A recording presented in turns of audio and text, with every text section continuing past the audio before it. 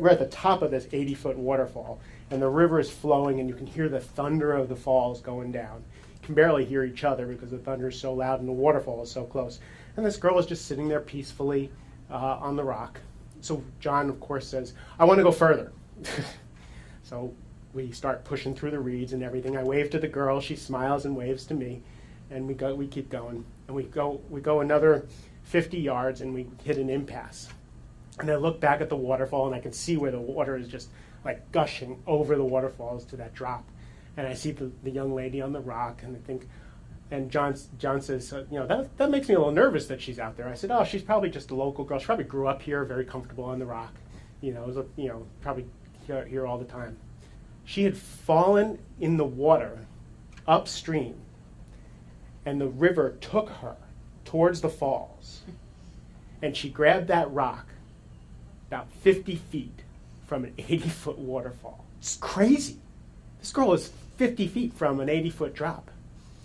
And then I see the stoner guy has like a piece of long grass, and he's like throwing it to her to try and bring her across this rapids. Like, crazy. So I'm really good in a crisis. I don't know, everything slows down. And I was like, we need something really long and really strong. So I ran up the bank. I found a giant piece of bamboo, or I think it was the same kind of grass, but it was thick and like wooden. And I don't know how I pulled it out of the ground, and I run down, and I can't get down the rock. I throw it to the stoner guy, and it reaches all the way across. The girl grabs it.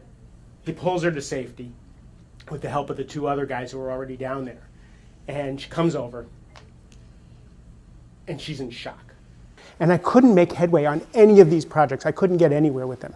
So on my call with my coach, I said, the ADD is kicking my butt. I can't seem to get anything done. I don't know what is wrong with me.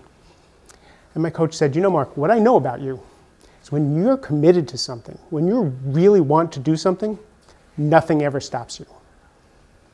He says, what if you used your distraction? What if you used the energy and your attention as a compass instead of a problem?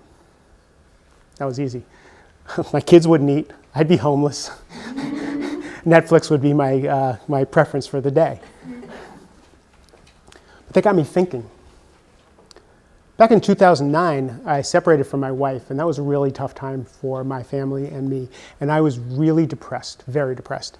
And I got very, very sick. My career was going down the toilet. I couldn't sell anything. And I thought I was going to die. I was pretty sure I was going to die. I was that bad off. And I made a decision that if I'm going to die, I really need to leave $1 million for my kids and my ex-wife. I wanted to give $60,000 to charity because I wanted some sort of legacy. And then I had this crazy idea that I wanted to run the Marine Corps Marathon. Couldn't run a mile, but I wanted to run the Marine Corps Marathon because I wanted to show my kids what you do when adversity hits you. That was going to be my legacy. That year, I had 3 goals. That year, I made the $1 million. I gave the $60,000 to charity. And I ran the Marine Corps Marathon an hour faster than even my coach thought I'd be able to do it. In fact, I had a picture of a sonic blue Lexus convertible above my computer.